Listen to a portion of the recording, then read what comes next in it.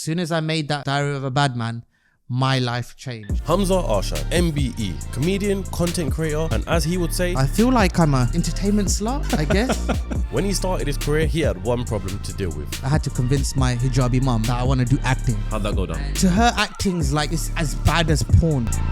Hamza knew what he was destined for. I was at so many things, but the only, half decent thing I was good at was making a fool out of myself and making people laugh. But there was change for Hamza in many different ways. All my life, like in college and in school, everyone only was just nice to me. When I started doing the videos, that's where the jealousy started coming out.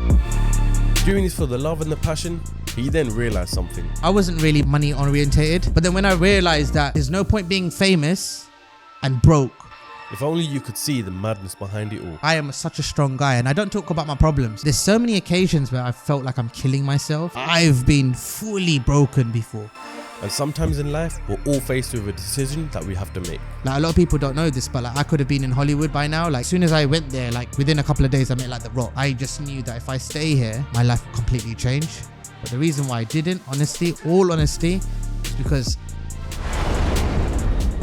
What is going on, everyone? Welcome back to the Ceocast, the #1 podcast for showcasing business entrepreneurship. Now today, you lot join me with a special guest, someone I've been looking up to from pretty much my childhood, secondary school days. I'm with none other than Humza Arshad.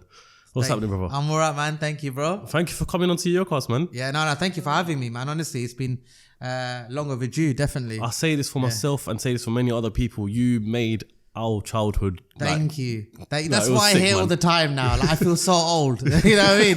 Like, everyone comes up to me, it's like, you're my childhood. And I'm like, not that old, but yeah, okay, fair enough. You came out of Badman ages ago. I think I was probably in year 8 or something like that when you think about it. How old were you when you made Badman? Before we get into it, make sure you subscribe and set the bell notification to all so you never miss a single episode. Well, it was about 12 years ago. Yeah. I think the first one, I was looking at your videos last night. Yeah. And I think the first one was released in 2011. 2011, yeah. Oh, wow. You captivated everyone because I was watching the videos last night. I watched the first one. Yeah. And you started the video by saying, let me get straight to the point. My life's crap. Yeah. And I think that got everyone. Yeah. Everyone hooked in. It's so weird. Like, when I actually made the video, I've always been that guy who just loves to entertain and make people laugh. Yeah. And for me, I remember when I made it, I just made it out of jokes. Yeah. And I just left it on my computer.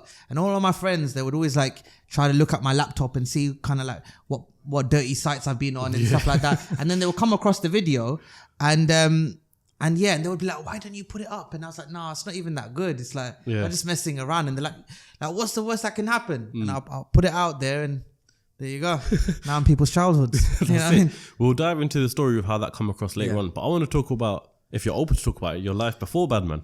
Yeah, okay. I want to know where, because, being a content creator, what would you class yourself as? Content creator or? I don't know, I was thinking about this the other day. I feel like I'm a bit of a entertainment slut, I guess.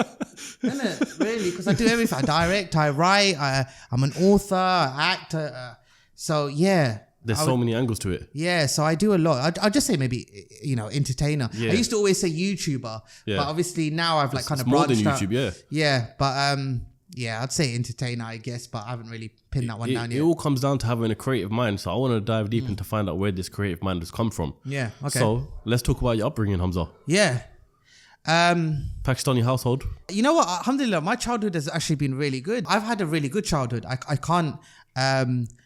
I wish I had like a more of an interesting story, like it was a struggle, and it really was. I think the only thing that I would say was, I wouldn't say I was a troublemaker, but maybe a little bit. I feel like because I had so many younger cousins and a lot of my friends kind of like looked up to me, and I was just a little bit taller than everyone else. I was kind of like, I wouldn't say, I'm a troublemaker, but I kind of had to like, my neighborhood's rough. Yeah. I wasn't part of any gangs. I wasn't dealing on what area in any did you grow drugs. up in? Well, Streatham, so southwest London. Yeah. Love the place, but very rough area. So I think that was probably my only struggle at the time.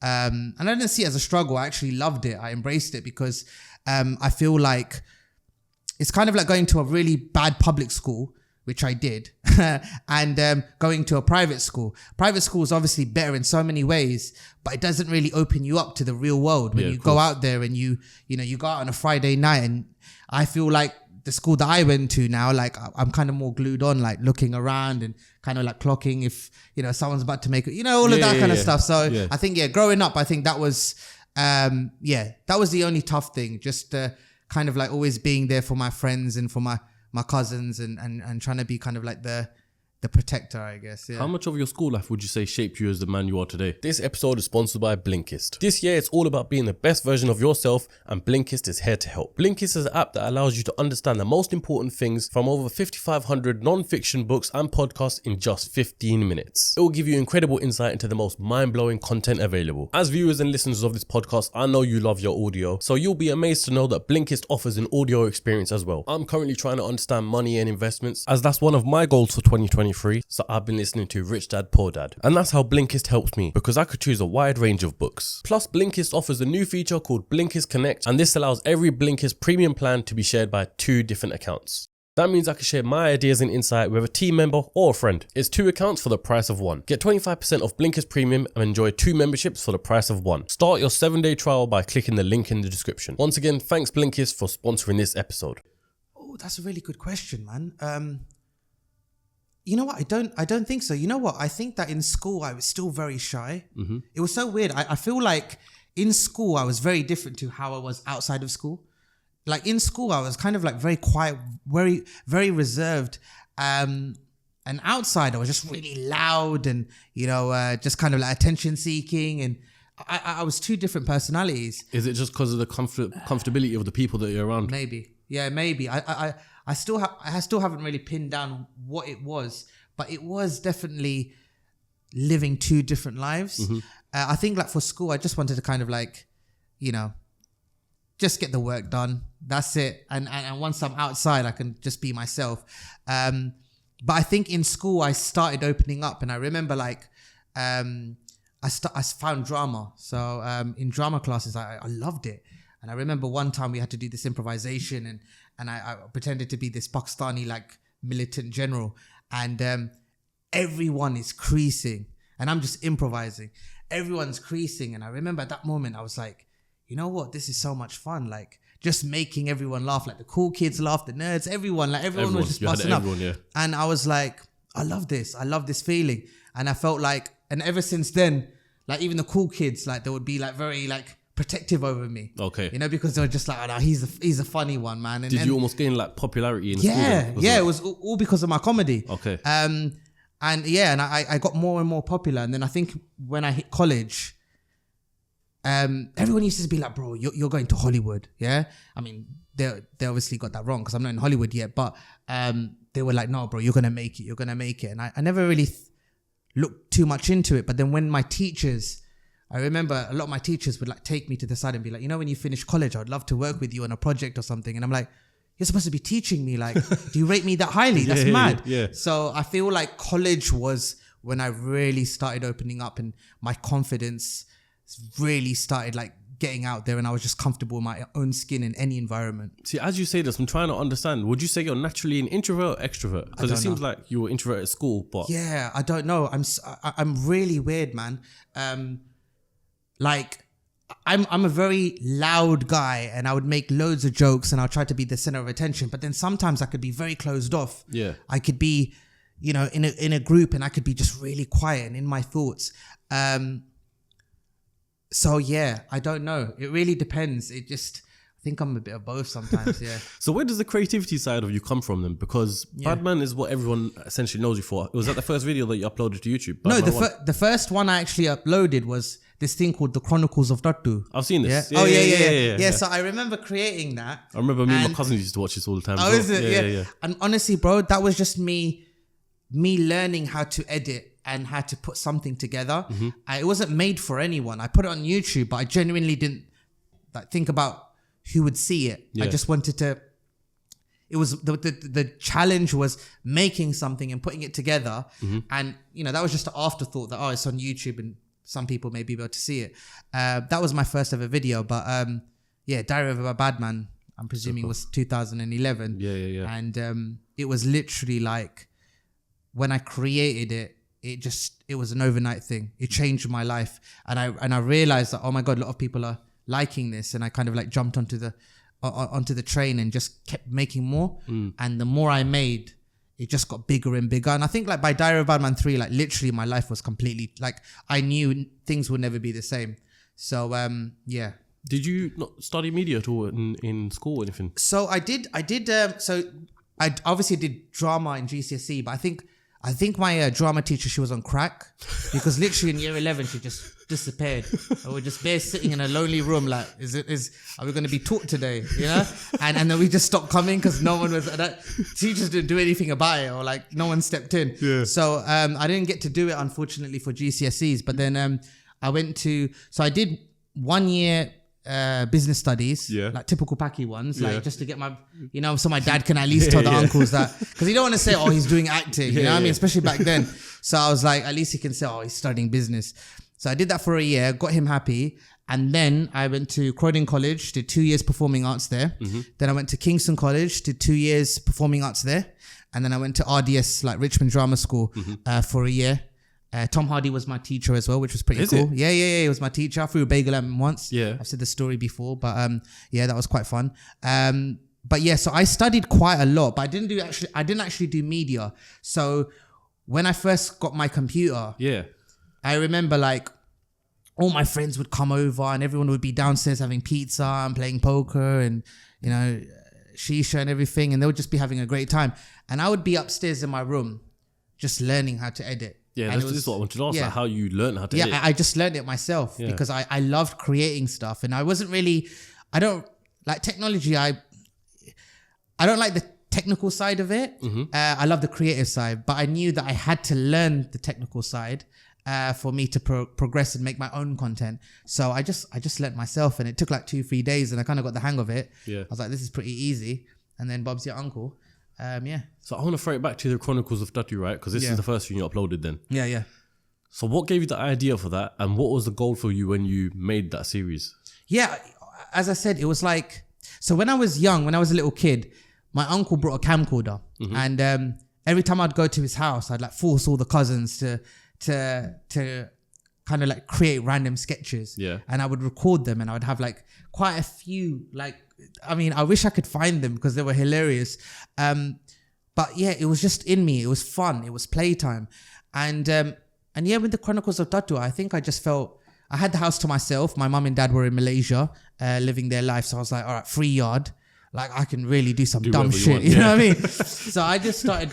Most people throw parties. Yeah. I was just like, it was so much fun. Honestly, I loved it. I loved being able to just have a laugh and just create content. And it wasn't for anyone. It was actually probably for me. Yeah. It was only for Diary of a Badman where I put it out, and I was like, the intention was maybe if I created that, it might get someone's attention who's like in the industry, like an agent or a director or someone who can along the lines, point me in the right direction. Yeah.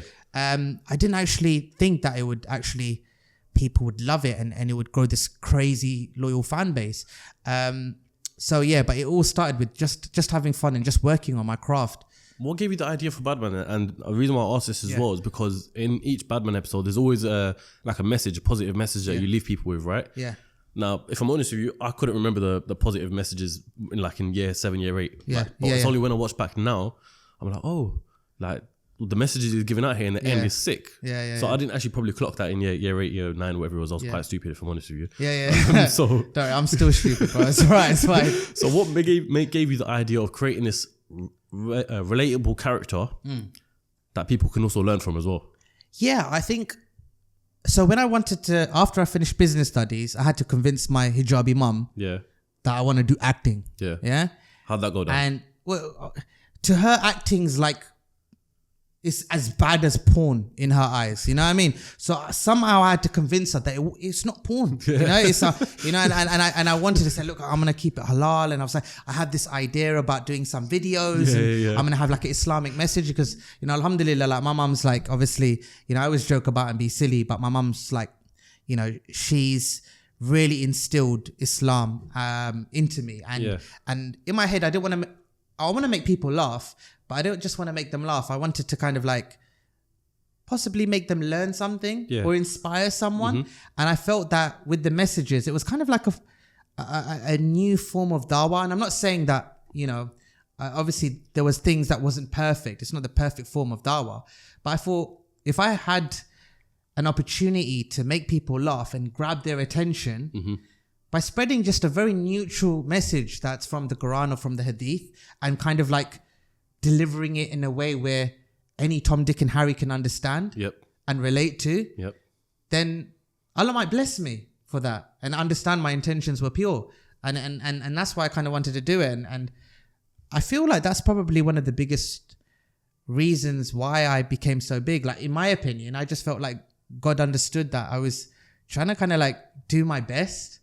And he saw that and he allowed me to become successful. And it was a big part of Diary of a Badman, definitely. How much of the characters play a part in your life and how much can you relate to it? For example, obviously, you know, the first episode you had your mum in there. Yeah. Or the character of your mum. Yeah. You had yourself. Yep. How much of Badman can you see in yourself? And your mum, is that how your mum is in real life? You know, you said your mum's like a hijabi, you thought you were going to do porn. So, you know. Yeah, my mum's, you know what, I'll be honest with you. My mum, my mum's completely different to the character in Diary of a Badman. She's, you know, such a laugh, funny, sweet, kind, caring. She did slap me a couple of times in my childhood, a couple of times. So I remember them. Wooden spoon ones as well? She used to chase me, but I was too fast for her. Do you know what I mean? Yeah. No matter how fat I was, I'll still pace her out. You know what I mean? Fully. So, my mum's lovely. My dad actually is kind of more like the actual character I play as my dad. Yeah. Like he's very loud. He's very rude. He's very, hope he doesn't watch this. Yeah. Love him, obviously. Love my dad. But yeah, he's hilarious, but in a completely different way. Like his confidence, his demeanor, he's kind of like, just him as a personality. He is definitely more like the character that I actually play. Yeah. And yeah, with me, like, I mean, definitely when I was younger, I think Badman was a lot like me, but then a lot like the stereotypical kind of like Asian wannabe gangsters, especially around like, you know, London. That's what made it funny. And I felt like loads of people connected to it because they all knew one guy that was like that. And I think that's the truth in it is what is funny. Yeah, because you can relate to someone else. Yeah, exactly. So I was looking at the views last night of it, and as it sits right now, Badman, the first one you released anyway, or even the first, you know, up to I think about 6, 7, they're all over 5.8 million views roughly around that figure. Yeah. What was the figure like then? Because obviously I can't remember this, but I can remember the first time I released a podcast. I know exactly what the view count was and that. Yeah. I'm sure you can probably recall. Figure as in how many views did it get? Because it was very, very original. No one had ever seen content like this before. Yeah, I mean, it was definitely over the 3 to 4 million mark, maybe even 5, which was insane. Yeah. Like how did that make you feel? It was very surreal, man. It was very surreal. Like I didn't. It was the craziest thing ever because it was like at the time I had. I literally, there's words that can't describe how surreal and how weird it was knowing that now creating this content wherever I went, wherever, even if it was abroad, even, you know, and even if I logged into, sometimes I'd log into Facebook and they had the Facebook Messenger. Yeah. As soon as I would log in, it would be like, like all the messages just coming up on screen, but you couldn't see anything. Yeah. It was like, it was crazy. I've been in places where like hundreds of people have chased me, like outside a venue, and cars following me, and stalkers outside my house. And it literally, as I said, like soon as I made that Diary of a Badman, my life changed. And having that many people kind of watching me, especially at that time, no one was doing it like that. No one at all. No one had those kind of views, you know? So for me, it was very surreal, but I like to think I was as humble as I could be, and that was because of my mum. You know, my mum always told me that, like, doesn't matter how big you get, you're still a human being. You're still like everyone else, and Allah can take it just like that. Yeah, 100%. So you need to show Allah that you deserve it. So I always had that. And then also like with my friends as well, like I knew people were gonna hate. You know, that some friends are not really friends, and they're gonna be jealous and they're gonna hate. And I'm like, okay, what's the first thing they're gonna say? They're gonna say, "Oh, you've changed. Oh, Hamza's changed, isn't it? I think it's got to his head." They're ready to deliver that line. So I had to try my best to not give them the ammunition where they can deliver that line. They may still say it. I was going to say, you may, try your best to make sure that they don't say that. But have you had any? Oh, 100%, man. Yeah, I had, and it's so sad because for me, if my friend, like, let's just say as an example, like Farhan became a bum model, and he's like he's like the biggest bum model out there in Pakistan. He does that, isn't it? Yeah, I think he does that. He does it on the side. Yeah, on OnlyFans. Yeah, I've subscribed, and I mean, I would definitely I think it's disgusting and it's a bit weird and probably not very Islamic. But I'd be like, you know what? I'm really proud of him. He's doing really well. He's making bare pee. His bum's obviously on point. People are loving it. I'll be really happy. But then for me to hate. I mean, maybe that was the worst analogy I could have used, but you know what I mean. Like, do you know what I mean? If someone's doing good, if he's doing well right now, and he's, who are you to say something about it, sort of thing? Yeah, I just felt that not a lot, but quite a few people, they, especially with Asians, man, like they just can't be happy for other Asians. And I remember that when I started getting bigger, like all my life, like in college and in school, being the funny one, everyone only was just nice to me. But when I started doing the videos and I got all of these kind of like, crazy views and, everyone kind of like was watching it at the time. That's where the jealousy started coming out and people started hating. And I tried so hard, like literally so hard to be the best version I could be, because I didn't want anyone to think that I'm, I am normal. I'm just, my job's different. Yeah. I just want to make people laugh. I don't want people to hate or be jealous or anything. It's not that deep. But yeah, no matter what, there was always going to be some people that just weren't really happy for your success. You're still going to get that today, isn't it, as well? Yeah. I mean, you get one of two things. You get people who are hating, and they may secretly hate and be fake to you. Yep.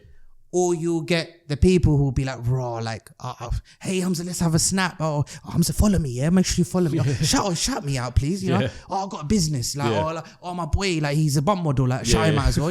One of those ones. Shout out Farhan. Yeah, shout out Farhan, mashallah.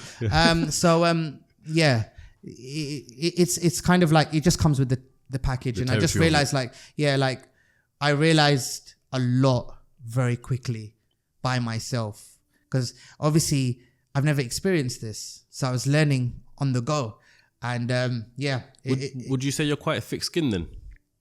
Now I am, yeah. Well, actually, no. I think I've been thick-skinned. Because if I can like, if I'm in that drama class where you're in front and you're cracking everyone up, there's probably going to be a couple of people in the room saying they might think whatever. Yeah. I feel like that would have made someone have thick skin. Yeah. If you're doing it from young and you got the confidence to do it from young. Yeah. Would you say? I definitely got the confidence. I mean, alhamdulillah. I try to keep the balance right so people don't replace it for arrogance. But yeah, I think I do also have thick skin. I remember like the first time I read a comment, and it was a rude comment, and it got to me, because especially when I was younger, I was a bit more sensitive than what I am now. And I was sitting there, and my brother was like, "Oh, you're right, you're okay." And I was like, "Yeah, no, I just saw a comment that was quite, it was a bit deep." And he was just like, "Well, you've made it when you got haters." And he just walked out the room, and I was like, "Yeah." And then I thought of like someone like, and I've used this example before. I'm like, Drake, one of the greatest right now. He's, everyone knows who Drake is. Yeah, of course, yeah. 100%. You go to Pakistan in the bin, you say Drake. They're like, yeah, started from the bottom, I'm still here. You know what I mean? Like everyone knows Drake, but how much hate does he get as well? Probably a whole lot. The bigger you go, the more haters you get. And that's what it is. I think like anyone who wants to get into, you know, especially this kind of industry, they have to understand very early on that not everyone's going to love you. You can try your best and you could be the nicest, kindest, you know, most lovable person you can physically be. Yeah. But there's always going to be haters out there, and you have to realize that early on and realize that it just comes part of the territory. This episode is sponsored by Fireaway Pizza, the fastest growing pizza company in the UK. With over 100 locations, you definitely have a store near you. The founder of Fireaway was on the show not too long ago, and you can get a slice of the action by using the discount code Ceocast at fireaway.co.uk. Once again, use the discount code Ceocast at fireaway.co.uk. I want to like just switch sides for a second, right? Because do you mind saying how old you were when you like were doing all this? Yeah, so it's like, it would have been 25, I think. Okay, 24. so you would have been my age then doing it. Yeah. So I think so, yeah. Was this on the side, or did you have another job you were doing? Like, what was you doing to get by? Yeah, so I used to work in my dad's shop, which was called Bubblegum, which actually later on I made a comedy series of it, and one recently called The Chewing Gum, which was kind of like the sequel to it. Of that, So I used to just do slavery ones, you know, like my dad would like give me £20 a day. I thought I was Drake. I thought I was making that kind of hard money, and then soon realizing, this is pretty bad. This is slavery. So this is when you were 25 years old. Roughly. Yeah, like even since college, I was always like kind of working at my dad's shop. It was a family business, and you know, I knew like the money was rubbish. But the thing with my dad is, alhamdulillah, like my family are, you know, we're decent and we have money. We don't, you know, we've never really, maybe before like we were struggling, but my dad's worked so hard in his life that he has loads of businesses and properties, and whenever I turned around, and the one thing I love about my dad is, I would say, but have you got £1? He would always give me £10. If I turned around and said, but you can have 20 quid, I'm going out, he would literally go into his pocket, take out £100, and he would give it to me. Like, he would always give me, if I turned around and like, he's brought my first 3-4 cars. So even though I was doing slavery, like full on slavery at his shop, treated you very, very well. He always got me what I wanted, and I didn't really want much. Yeah. I didn't want much. Like, so, you know, I think the only thing I really liked was cars. So, and he would always help me with that. So I really appreciated it. But one day I remember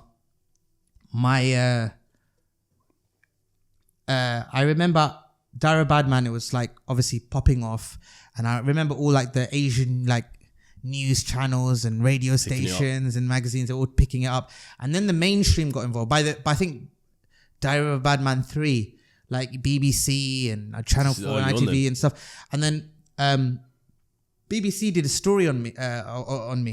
You must have been in a lot of aunties' WhatsApp group chats and stuff. Oh yeah, probably. Yeah, probably. Yeah.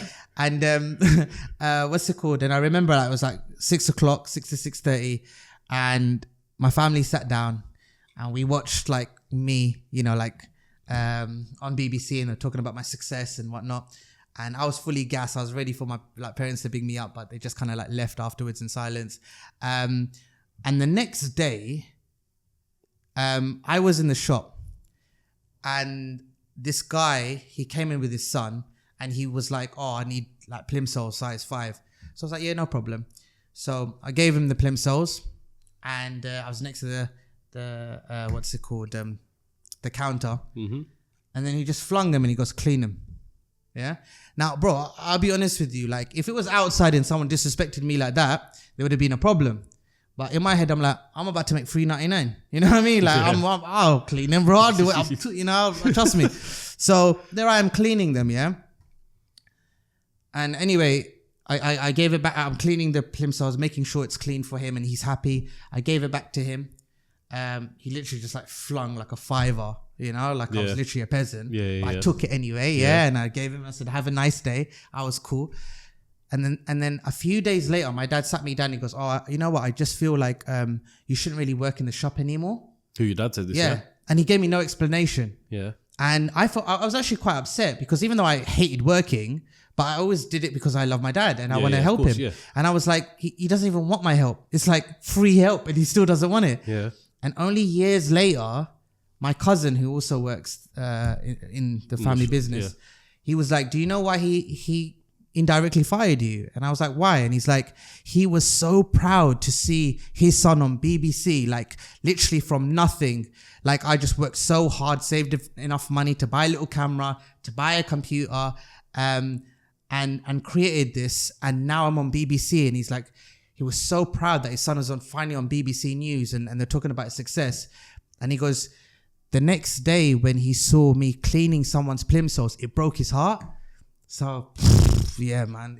And literally it was just like he deserves better than that. The point of where you done your BBC, where you're on BBC, right? Yeah. Is that when they realized that, you know, you're successful in that area? Yeah, I think my parents always knew that, you know, just how I was in general. Yeah. Like I was shit at so many things. Yeah. But the only, you know, half decent thing I was good at was making a fool out of myself and making people laugh. And they always knew that there was no other option. Like I never had a plan B.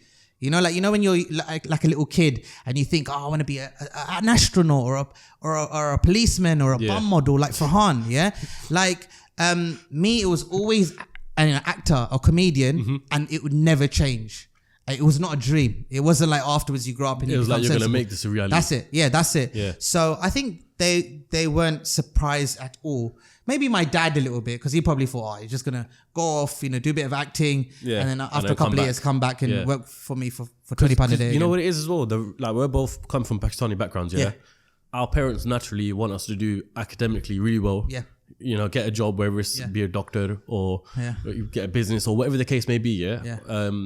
And so for me, especially as well, when I started YouTube, my parents didn't understand it. They probably still don't understand it, right? Yeah, I can imagine back then as well, YouTube is fresh and brand new. There was probably not much understanding of that as well. No. So when you're doing this, did they always say to you, like, you must try and find your career path?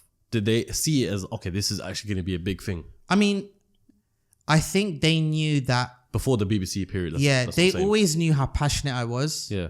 Like, they wouldn't even think to suggest something else. They were like, yeah, he is going to be a comedian. He's going to be an actor. They always knew. And I alhamdulillah, they never gave me any pressure. They didn't really ever stop me. You know, they always helped me. Like even drama school, as I said, I was working in my dad's shop. I wasn't really making much money, but my dad always got me what I wanted. Yep. But for drama school, he paid my drama school fees. I could never do it, you know, unless I went out there and got a real job. Yeah. So they've been really supportive, you know, like quietly, but been very supportive. And that's why I really, if it wasn't for my parents for allowing me to do what I do, especially back then when it was so unheard of, you know, if they didn't allow me to do that, I mean, I wouldn't be here. Yeah, exactly. 100%.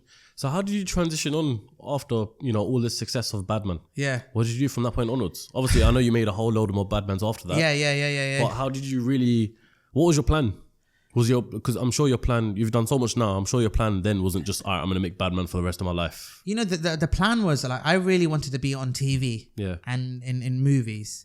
But because my YouTube career was incredible, and like, especially back then, the money you make on YouTube and as like a social media influencer, it literally sharps on TV. Like people think, oh, when you're on TV, you make bare money. Yeah. You do after a while, but not in the beginning. Yeah. You know, because these big channels, they do take the, you know, and people don't. It just looks good. Robbery, isn't it? Yeah. It just looks good. Yeah. Like, so that was always the plan. But obviously, I got so invested in this in YouTube, and you know, I became a YouTube ambassador, and YouTube literally, like, they pushed me to another level. Like the way they marketed me and helped my projects, and they would send me out like all across the world. I'd be like performing like in front of like nearly 10,000 people in China in an arena. That's crazy. You know, it's the same thing in America. They sent me Brazil, Germany, like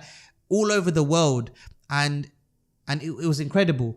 But I said to my manager, like, you know, that's what I want to do. Like, I don't have to be like the main star or the main actor. I just want to just act and just make people laugh and, or just, you know, entertain. So that was kind of the plan. But, I also realized that, so I wasn't really money orientated. I don't really care about money like that. Even back in the day, like you would never catch me like with a Gucci belt or LV or any of these kind of, I was really like, you know, the plainest t-shirts, maybe Nike and Adidas. To me, that was the LVs. Do you know what I mean? And the Gucci's. Like, I was really simple Sada. Yeah, I was simple. But then when I realized that there's no point being famous and broke, you know, and there's money to be made, and I kind of got on that bandwagon where I'm like, all right, it's time to be successful in more than just one way. Yeah. And that's when I started branching out, and you know, then I started my you know, I dipped in and out of TV here and there. I would really be kind of like picky with the subjects and the projects that I would pick, and then I would start like branching out. Like I started doing like merchandise first, and then I started doing stand-up comedy, doing a bit of acting here and there for a few shows.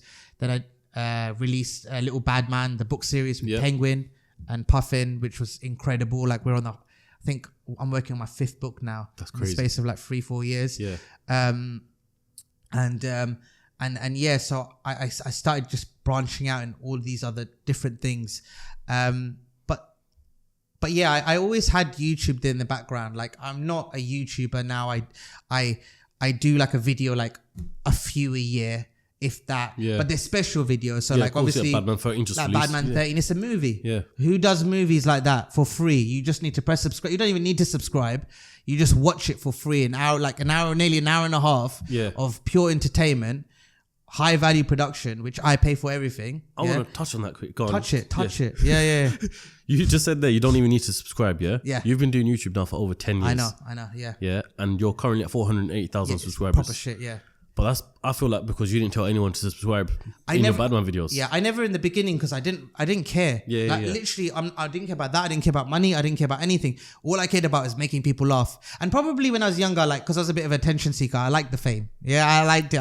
It gassed me up. Has YouTube ever told you like if you told people to subscribe? Yeah, no, we've had meetings. Yeah, they were like, you really need to get on it. And I felt like the problem was like I always used to watch the analytics, and I realized that most of the people that watch it religiously, they still don't subscribe. Yeah, of course, yeah. It's just like podcast. It's like 60-70%. Yeah, make sure you subscribe to this. But it was I think the only thing that I failed, I wouldn't say failed, but I didn't get was I wanted 1 million subscribers. But it came a point where I was like, these junglees, who are watching it, they can't even press a button. It doesn't even cost them anything. And it supports massively more than they even know. Yeah, exactly. Yeah. And I was just like, it came a point where I was actually at YouTube and I was like, look, I was thinking about doing like daily vlogs because at the time that was the thing. Yeah. And I was like, look, if I do daily vlogs, realistically, within a year, I project I'm going to get 1 million subscribers, and that's what I want. And literally my YouTube manager, Vivian, big up Vivian, love you. She said, don't do it. She was like, it's not, vlogging's like, you hate vlogging. Yeah. And I was like, I don't hate it, but it's not really me. Mm-hmm. And because you should be doing something on YouTube that you enjoy. Yeah. I don't enjoy it. And she was like, you probably will get the 1 million subscribers very quickly if you make regular content, because my content, because it's like scripted, it has locations, it has, more of a budget. It's a full-on production. It's a production. It's not like, vlogging like, hey guys, it's me, Raheem, and then my bum model friend. Like, it's there's much more thought and time. And because of that, these videos, they can't be done on a daily basis. Of course, no way. It takes a long time. Yeah. So just to touch on that, how long did it take for Badman 13 to be created? A lot of people don't know this, but some of the scenes in that were shot 4 years ago. Is it? Yeah. And a lot of people were like, because I said in the beginning, like, the pandemic ruined a lot of things. Yeah. And they were like, I swear pandemic was like 2 years ago. And I'm like, no, you don't understand. Yeah, those 2 years I couldn't film. Yeah. Yeah, that's the first thing. And then afterwards, do you know how hard it was to get some of the actors to come out again? Come back, yeah. Some people were shook. Some people, the scheduling wasn't right and it slowed everything down and some people looked different. A couple of people are not even in it anymore. I had to change the story. There were so many factors. Obviously, it still should have come out last year, but I didn't do it deliberately. It's like all of these things. And last year was probably in my career the busiest year I've ever had in my life. Why Why is that? What was you doing? So many things, like, you know, with the mayor's office, we did a school tour for Hate, a short film that I created on YouTube. Yep. I did a school tour all around the UK for my latest book, Little Badman and the Rise of the Punjabi Zombies. I'm a Google ambassador now, so the Google just released like my advert. I saw that on your Instagram, yeah. So in fact, I think that's the only vlog I've seen you do, because you picked up your Mercedes AMG GTS. Yeah. That was with Google Pixel, yeah. and I think that's the only vlog I've actually seen. Where, So I have to make, you know, like as soon as I finish this, I have to make content for Google. Yeah. But I mean, because Google, you know, Google owns YouTube. Yep. So since I've been a YouTube ambassador, Google's always been there, and you know, I've had a amazing. I've probably performed to like especially like 5 years ago, probably every single Google employee in the world, because they would send me to all of these kind of like their big shows where they would invite all of their employers, and they would have like put on this show, and they would always have me to, you know, do a bit of stand up. So anyway, it was a new book, writing a film for Netflix, obviously Badman 13, and probably like just so many projects. It was just nearly impossible to create Badman 13. But yeah, like that took a long time. But yeah, going back to it, like I was really upset that I never got 1 million subscribers. And even if you go on Badman 30 now, you'll see like so many comments saying, I can't believe he's not on 1 million. And I couldn't understand it as well, because I've got like over like 130 million views. Yeah. Like, and 1 million's not even, 1 million's 1% of 100 million. Yeah, do you know what I mean? Like, yeah, and I didn't understand it, but I was just like, Allah didn't allow you to have it, you accept it. You move on, because that doesn't define me. 1 million subscribers, no. you know? I mean, I probably get, you know, I mean, I've been given so much more than just that. 1 million subscribers. You can't always get what you want. And I'll be honest with you, 99% of the time I've gotten what I want. So I just kind of said, you know, everything happens for a reason. It is what it is. It hurts a bit. I was like, even 500, you know, come on, 500. I'm like 20,000 away, but I don't have enough time to create regular content that. And as I said, my YouTube manager, she was just like, don't do it. You might get your 1 million subscribers, but you're going to be really unhappy. And I listened to her because... Yeah, but you know what the thing is as well? You know, for as long as I've known YouTube, everyone always says be consistent on YouTube, upload maybe at least once a week. Yeah. But your model and like Mr. Beast model, you're not, it's not a weekly sort of thing. No. But when you release, it's a banger and it's something special. Yeah. So you having like a YouTube manager and having insiders in YouTube, would you say that's the way? Just releasing quality over quantity? I mean, a lot of the time, unfortunately, the quantity matters more than the quality. Yeah. But I always wanted to be different. Like even after Diary of a Badman, like I put out the idea that I wanted to do Badman, which is like a continuation of Diary of a Badman, but it's more serious. It's like Top Boy, but without the budget. Yeah. And he was like, no, everything is short form now. Yeah. He was like, you're wasting time, money. And I was like, no, but there's a gap in the market. No one's making these like mini films on YouTube anymore. Everyone's doing the same thing. And he didn't believe it. And I mean, Badman in itself was another success story. Like, you know, that's been nearly as good to me as Diary of a Badman, because it brought so many different types of, you know, so much of a different audience. And it's been going on for what, 6, 7, 8 years now.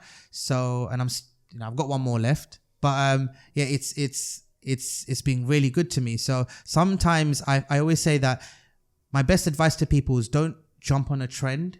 You can, and it might work, but you know, being true to yourself, always try to think outside of the octagon, as I say, you know, be different, be unique, you know, don't be what everyone else is. Mm-hmm.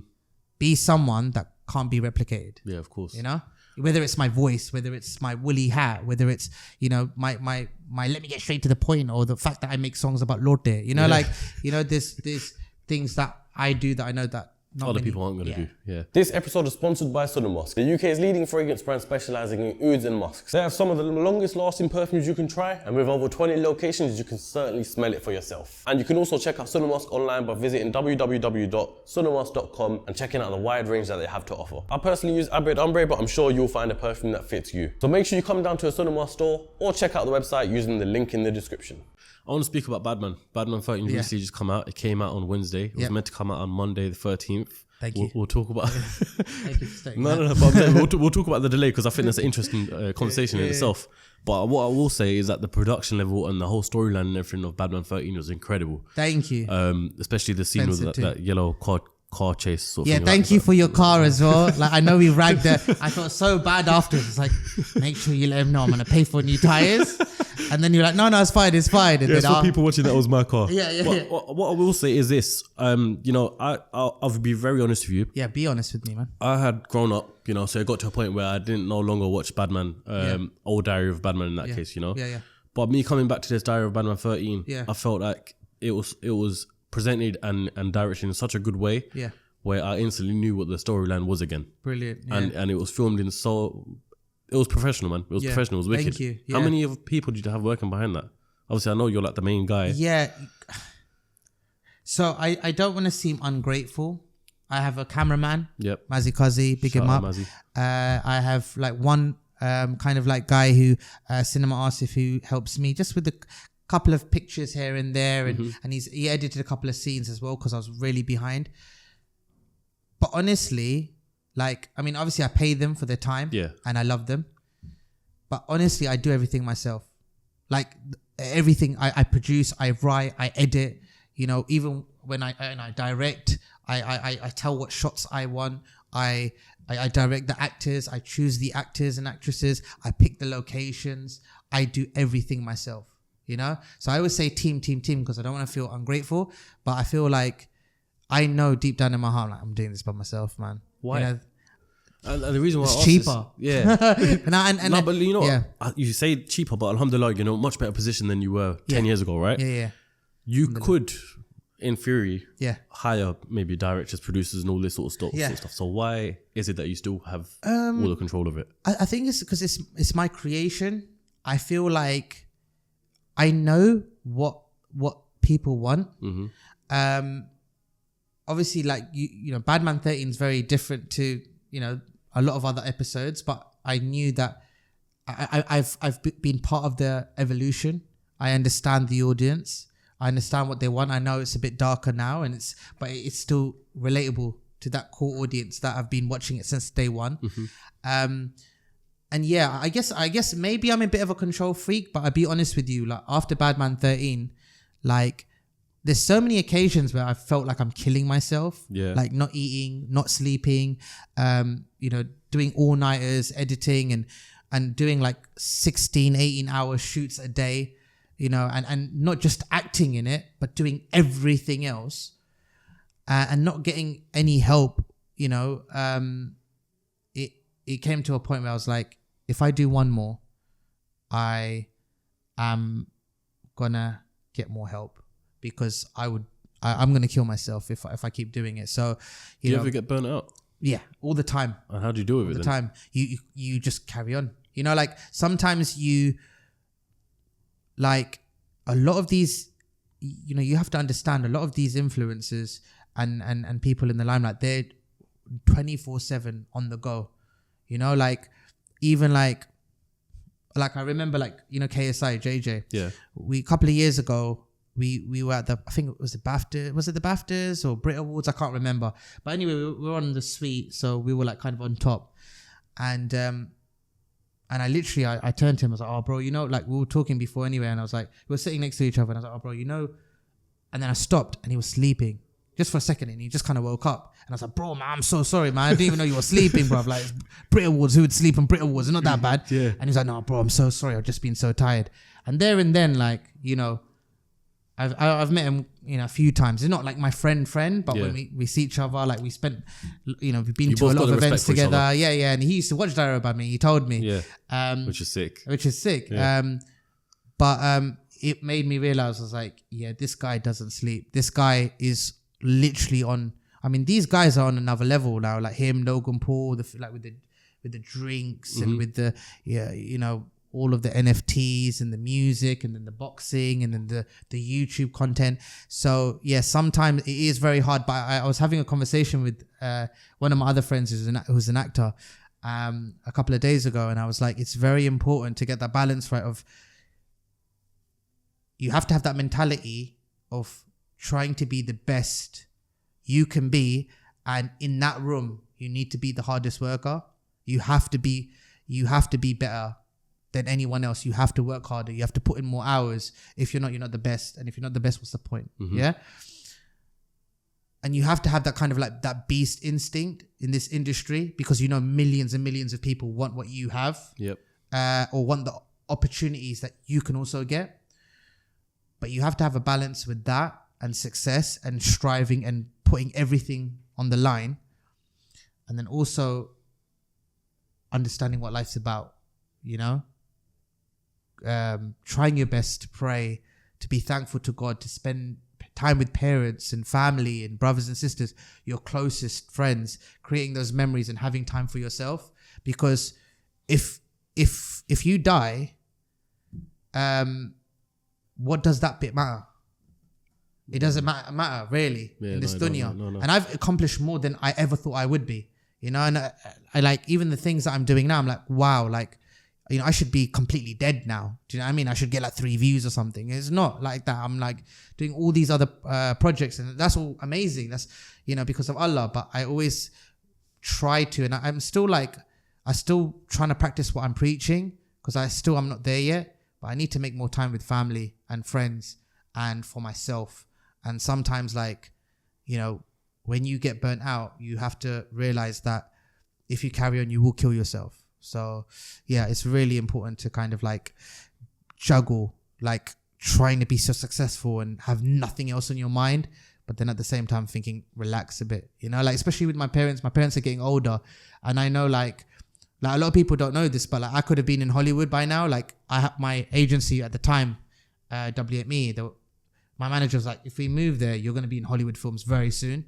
Like, soon as I went there, like within a couple of days, I met like The Rock, yeah? Like, who's like, my role model at the time. Like, and to meet him just like that, because I told one of my agents that I really like him, and then she called him and he came down after an hour, and like, I'm chilling with him. Like, I just knew that if I stay here, my life will completely change. But the reason why I didn't, all honesty, was because I can't leave my mom and dad chasing my dream unless they came with me. Yeah. Like if I went again, I would say, would you like to stay with me? Yeah. But back then I knew I needed to do there and then. How long ago is this? About 5 years ago. Okay. 5 years ago. Yeah. But I just knew that if you're chasing the dunya too much, and let's just say khuda na khasta, what a parent dies, straight away the regret you're gonna have of, did I spend enough time with them? Did I show enough love? Did I show enough appreciation? Have I created enough memories with them? That's so important. So don't I'm not just saying this to look cool on camera, like, oh yeah, he's a little bit religious. No, it's life. You have to understand, it's life. It's can't be sucked into this dunya. So as I said, still have that mentality of being, ferocious and the best you can be. And I always have that, even with Badman 13, I didn't need to do an hour and a half movie, but I'm going to do it because I'm like, no one else is doing that. I want to be the best. I want to still let people know that, if people are calling me the GOAT and the legend, and I'm not saying these things, everyone else is saying it, I have to prove it, don't I? Yeah. I've got something to prove. Live up to that sort of thing. Yeah, it's very important to get that balance. That's it. So it's incredible, because these are like the sides of being a content creator or someone in your position that the public don't really see. Yeah. And they don't really have an idea of how things run. Yeah. And everyone wants to be famous, but they don't understand. Yeah, the mental toll that will probably come with as well. Horrible. Yeah. Horrible. Honestly, I am such a strong guy, and I don't talk about my problems, but I've had the maddest, I've been fully broken before. And one of the main reasons why I do comedy was because at that time when I was at my lowest and I felt like absolute dirty, I would love it. I would have loved it if someone came in and just made me laugh and made me forget about everything. And that's why when I started doing Diary of a Badman, I was getting thousands and thousands of messages all around the world of people saying, I'm going through such a hard time, or I've had cancer patients who are in hospital, and they're saying, there was this one person that message. I mean, I've got so many of these stories, but one message, someone who watches my videos, I think her mum had cancer, and every time she would go together in the hospital, they would watch my videos and that would make her laugh and that would make her day. You know what I mean? I don't mind spending, thousands and thousands of pounds and literally almost killing myself if I know that I'm making that kind of difference. Yeah, making a change to Do you know what I someone's mean? life. I'm not saying that in front of the cameras. It's just, that's how passionate I am. 100%. Because so many You people... can see it through the way you're saying it. Yeah, so many people go through so much mental shit, and the beautiful thing about comedy is, let's just say you're having a hard time. You can't. You're let's just say I've just come here for the podcast. You're having a really hard time. Your bum model friend, he's really shit at talking. Like, obviously he's got some next views, and you don't want to talk to him, and you're having a really hard time. And then let's just say we've done a podcast or whatever, and then we go chill, we have some food, and we're busting joke, and I'm making you laugh.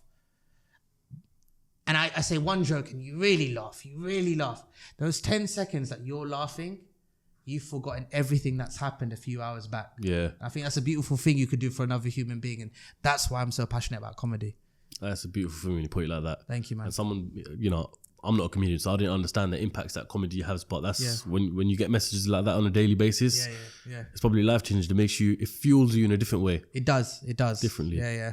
But back to Badman 13, right? Yes. What was the struggles of that some people didn't get to see? Because like I said, amazing production, but I'm sure not everything probably went smoothly. Yeah. Or did it? No, it was, the delay was just my computer just overheating. And I'm like, I've spent so much money on Badman, so much money. And the one thing I cheaped out on was like, I think my computer's got one more episode left in it. And I told my friend, Super Saf, he's also a big YouTuber. Saf, yeah. And he was like, you didn't get the laptop, because he was giving me advice. Get this. Yeah. It's like, you didn't get the laptop. Yeah. Are you doing an hour and a half movie and you didn't buy a new laptop? I was like, no, I'm a packy, innit? Yeah. And he was like, bro, come on. And I thought, but it was working fine. So yeah, that was really hard. It was very hard as well, like, just to do everything all at once. Like, I felt so burnt out. I felt literally no one like was helping me. Mm-hmm. And like, when you employ people, they will help you because they're getting paid. Yeah. They're not helping you because, they will have still a bit of a passion and they'll have a liking to me. But no one's, I say this to a lot of people, no one's going to put in the extra miles if you would, because at the end of the day, it's for you and something that you're creating. Yeah, exactly. And it was like, it was really hard. And then also to get the actors and actresses, like one of the characters, like, she moved to like Japan or something for a long while, and some people look completely different to how they were before, and then like that was really hard, and it was just at the time as well, I think, for me, because Monday to Friday, I'm like all over the country. I'm doing all these different projects. I'm literally doing like 6, 7, 8 projects at once, which is it burns you out. There's a lot on your plate. But then, when on your breaks, that little half an hour that you have until you're doing your next show or whatever like that, I'm writing the script, the new updated script for the scenes that we're going to shoot on Saturday and Sunday. Yeah. And I'm making sure the cameraman's going to turn up, making sure that the actors know their lines and they're happy with it. I'm making sure that the location, the person who owns the building or whatever like that, he's down and he knows. And there's a lot to it, man. Yeah. There's a lot to it. And I was going to say off the back of that as well. So with it being out for, it's been out for 2-3 days right now. Yeah. It came out on Wednesday evening, right? Yeah. The response and the success it's had so far, how does that make you feel? You know what? It makes me feel really good. Like, I think literally my bum model friend Farhan and a few of my other close friends, like, we all just kind of sat down and we watched it together, and I wanted to see like their reaction. And if they liked it, and obviously they did. Even if they didn't, they wouldn't really tell me. But I just want to point out as well, this bum model that we've been speaking about the whole podcast, he was the driver of my car. Yellow Farhan, info. he had 2 lines. Yeah, 2 lines. Get in. Get in. Yeah. He got that wrong so many times. It's unbelievable. It's like 2 words. No, I'm joking. But that's why my tires were burnt out. So I'll pay you back. I'll give you money, bro. Take my watch further. No, I really appreciate that. But yeah, no. and we watched it, and it was so nice to see like with friends, and you're like, oh, this has taken like 4 years to make, and to actually have it finished and people enjoying it and laughing and being like, oh my God, I can't believe that happened. And it was so nice. It's like watching a movie in the cinema. Yeah, and this is on a small scale with just you and your friends. Exactly. Imagine what the masses are thinking. It's and crazy. Then afterwards, I was like going through the YouTube comments, and there was a time where I didn't really read YouTube comments anymore for many reasons. Either I'm too busy, or you'll get like 100 good comments, and then one just saying you're fat, bruv. Yeah. And I'm like, oh shit, I am. I've got tits. It just gets to you, innit? And you forget the other 100.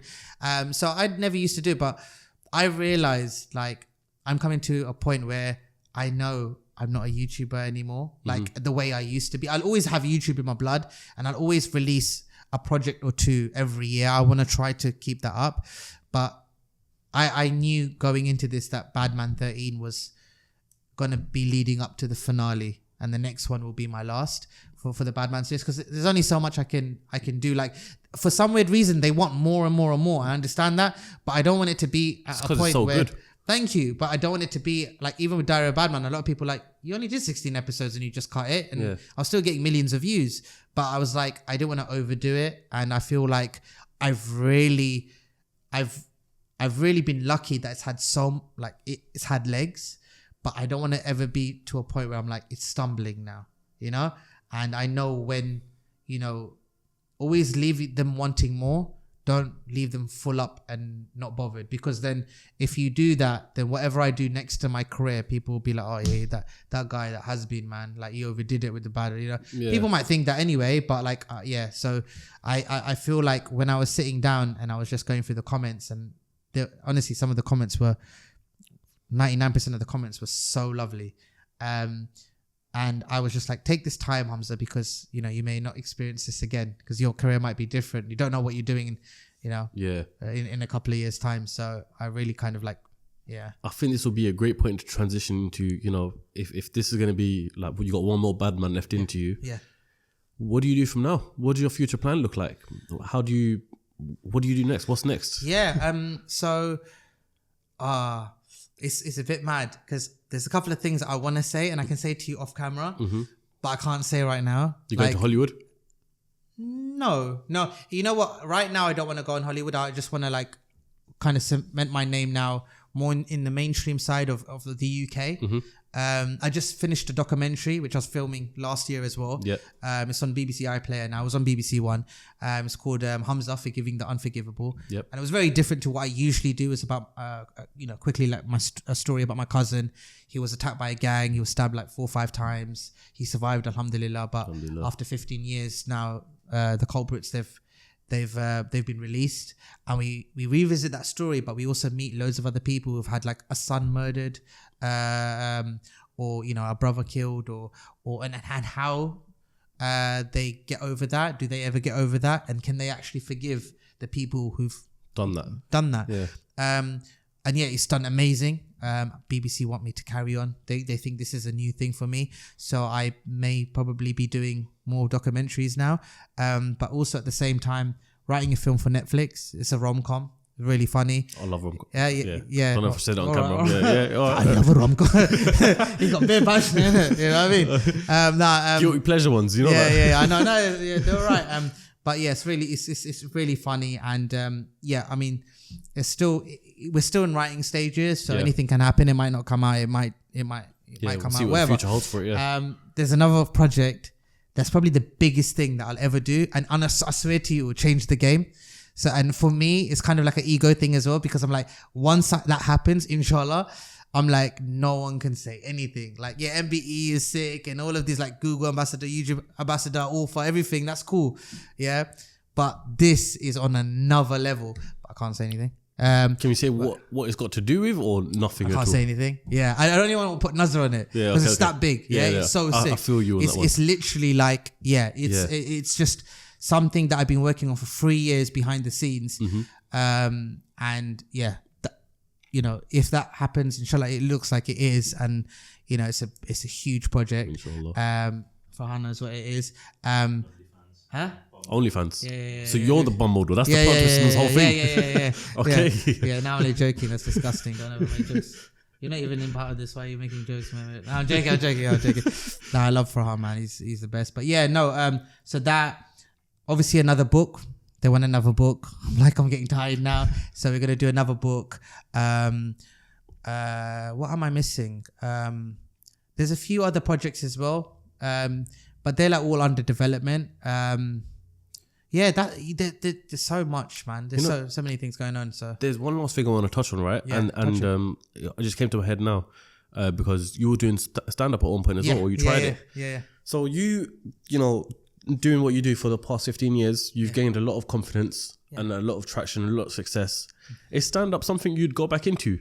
Because you could probably easily very well go down of being like the Pakistani Kevin Hart. Yeah. Or something along them lines. You know what I mean? That'd be amazing. My team, like my manager and everyone, they so badly want me to be a stand-up comedian. I think it would work. Wicked. Yeah. I mean, I chat bare shit. Like, obviously, this is probably like a 7-hour podcast because I chat so much breeze. But it's weird. It's a weird one. Honestly, and this might sound like overconfidence or arrogance or whatever, but I know that if I put my time into it, I genuinely believe I could be one of the best comedians in the country eventually. After I've put in all the work and the graft, I feel like I've got it in me to be that. But I have a love-hate relationship with stand-up because I think that's the only thing that makes me a bit anxious, and because I'm confident with everything else. Like I can be on TV. They're like, we're going live on 3, 2, 1, and you're in my head. I'm like, la la la. I'm not bothered. Yeah. But before I stand up, I'm like, I get those feelings, and I'm like, I get really anxious, and I'm like, oh my god, I hope someone turns up. What is it? The crowd or what the crowd are gonna be like? Yeah. Like I remember once I was in Edinburgh Fringe, and it was like the first time, and I come out, and it's all like old white men, like over 60. I'm like most of my jokes you're not gonna get. You're not even gonna understand what I'm saying, because of my slang and the way I speak. So like you think about that. You think, are they gonna find it funny? I get nervous a bit. But once I overcome that, once I'm on stage, it's a different story. Game on. I'm good. But yeah, because I get a little bit anxious, and also if I had to be true to myself, even though I know I can be so successful at it, inshallah, if Allah wills, but it's not, it's like the vlogging thing again. It's something that I know I could be good at, like really good at, but I feel like I would rather just do like movies and be on TV and do those kind of things. But never say never, because my manager, even though he's like 3'1", he's very persistent, very powerful with his words. It could be definitely, and honestly, I've had amazing experiences with stand-up, and everyone's telling me, they're like, bro, you're like, a lot of people are like, you're funnier in your stand-up than even in the videos. And I'm like, oh, that's a big compliment. Or he's kind of cussing my content, I don't know, but either way, like, it's still positive, I guess. So yeah, something that I probably will do, but I don't know when. I have to kind of really think about it. Find your feet with that. Yeah. So Hamza. Yes. Humza Arshad MBE. This is true. How did that all come about? Because that's an honor and achievement in itself. Yeah. I mean, I don't even know where to begin. I do a lot of work with communities, with charities, with the police, with the mayor's office, in helping young kids. And we do, even content that I create with on YouTube, that help people who are going through like mental health or, touching on bullying or Islamophobia and stuff like that, just really giving back to the community. And I did a lot of work with the police where we would we would tour all around the country to all these schools. I'd be like doing like 3-4 a day, 500-600 kids at a time. It sounds wrong, but you know what I'm trying to say. Like assembly sort of things. Yeah, assemblies. And like it was probably one of the hardest things I've ever had to do. But it was so rewarding because we knew, I knew I was giving back and I was, trying to make a difference. And I also wanted to really like play on the fact that I feel like, I know this is a bit of a mad one, but I feel like, after 9/11, like everyone was kind of looking at all the Muslims like, yeah, you know, like apologize first, and second of all, like, you know, oh, what are you gonna do now to, you know, like contribute to the community and stuff like that, and I felt like a lot of Muslims who are in the field were a bit scared to kind of maybe talk about certain topics, but I wasn't really scared, and I was just like, you know what, yeah, I'm just gonna go out and you know, knowing that I'm kind of showing that as a Muslim, I'm doing my part in the community, and I'm trying to make a difference, and I'm trying to, you know, get the integration going and educating, and cut a long story short, they said that I'm gonna get an MBE, and I brought my mum. How did they tell you that though? Do they email you, phone you, what's the process look like? I remember my manager living life in Dubai. Yeah. And there I am in a shed playing Ludo with a few friends. Yeah. And he called me and he was like, guess what? And I'm like, what? And he's like, your name's changed. And I'm like, what are you talking about? And he's like, it's now Humza Arshad MBE. And I was like, oh shit. And they obviously, I mean, I don't know what the process was, but they obviously were aware of what I do. And to be honest, I've actually met a lot of people don't know this, but I've met Prince Harry, I've met Prince William, I've met Prince Charles loads of times. Like once he like flew me out and like 10 other people to like have lunch with him, like in a kind of like room, like, well, room bigger than this, and it was like a table, and yeah, like it's really weird, like, you know, like that's crazy experiences. Yeah, though. the king knows me. Like I've chilled with the king quite a few times, like obviously with other people, it's not just me and him. Like a shisha lounge, like, what do you say, like, can you do hoops, Charles? Like not like that. But yeah, so it was really special. I took my mum. Yeah, I was waiting for her to say, I'm proud of you, but she didn't. She was just like, I'm hungry. We're going to eat. And I was like, all right, cool.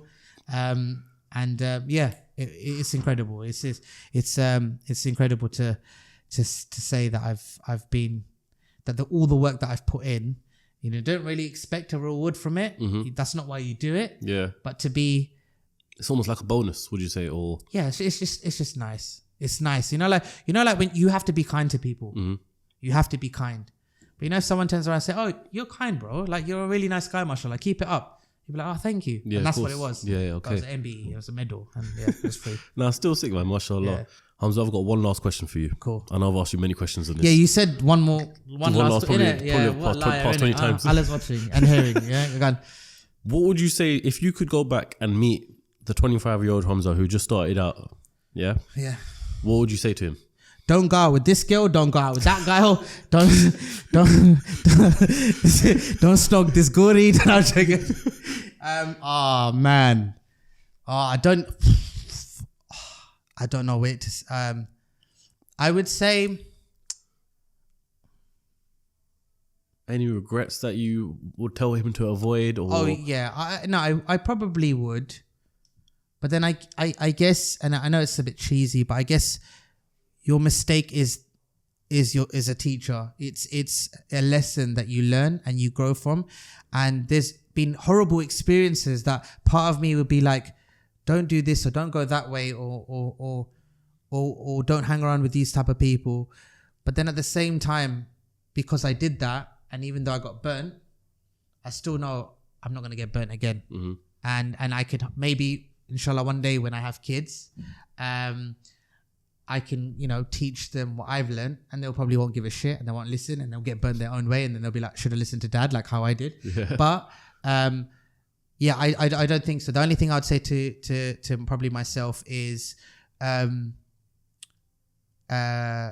always make time for God and Allah, because what you're about to experience is an absolute madness, and it's only because of God that you're in this position. So don't forget that. And not that I ever did, but I feel like I need to do even more, like, you know, go out of my way more.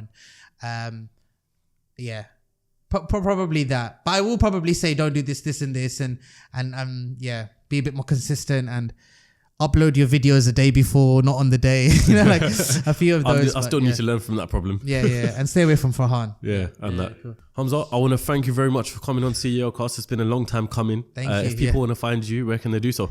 I'm not going to give you my home address, but on social media, Humza Production, and on Instagram, Snapchat, TikTok, all of that. YouTube is Humza Productions with the S. Yep. Not with a Z, like a. No. would do. No. Yeah, just Humza Productions with the S, and that's it really. Please subscribe or follow and support. Yeah, Thank you. and Badman 13's out right now. You can click up here right now to make sure you go and watch that after this podcast. And until then, I'll catch you lot next time on the next episode of Ceocast. Peace.